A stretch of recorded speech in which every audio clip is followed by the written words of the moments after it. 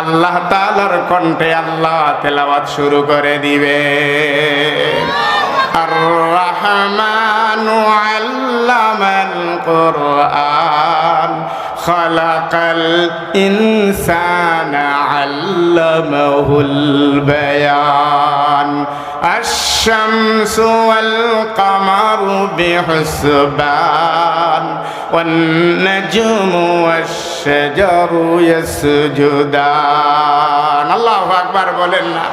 আমার নবী সেই ময়দানের দৃশ্যের বর্ণনা দিতে যায় নবী আমার দুনিয়ার জিন্দিগিতেই হুশারা হয়ে যায়।